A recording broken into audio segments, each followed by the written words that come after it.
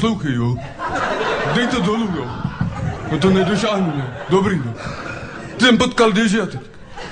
Ten mi říká, ty hele, jestli je pravda, co říkal děkan, no tak tě vylejou z fakulty. Říkám, no a co říkal děkan? No, že tě vylejou z fakulty. No, protože ten děkan to je pěknej ten narcista, to říkal už děda, že tyhle narcisti nám uzavřeli ty vysoké školy. Že mi potom museli to vybojovat na té národní třídě, ne? A tam byl 3krát.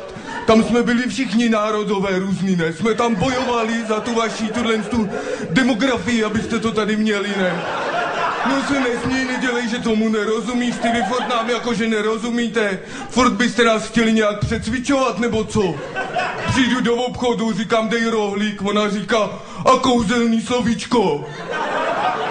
No co já vím, jsem snad nějaký Harry Potter, nebo co? Abrakadabra rohlík? No co se směješ? To je pravda, my vás to tady učíme, tu svobodu, za to bojujeme, ne, abyste nemuseli taky platit v těch obchodech, ne? Proč platíš tam? Nebuď blbej, neplať, nezáviď mi, ne, tak neplať taky, co závidíš. To by uměl každý chodit do práce, víš, jak bolej nohy ve frontě.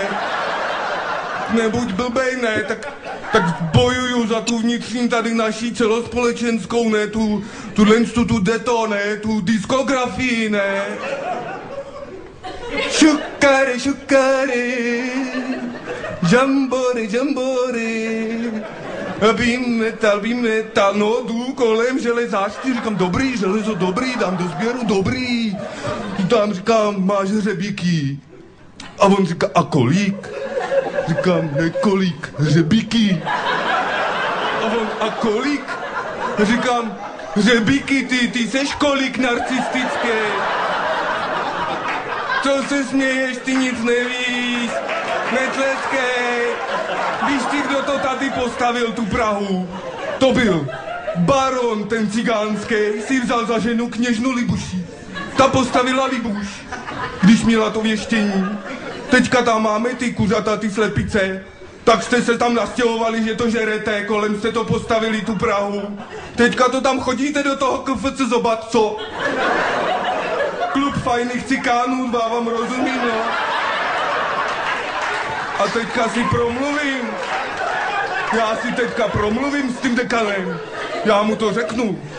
Já ti tu fakultu dodělám, pak zbourám lešení a půjdu dělat na právnickou.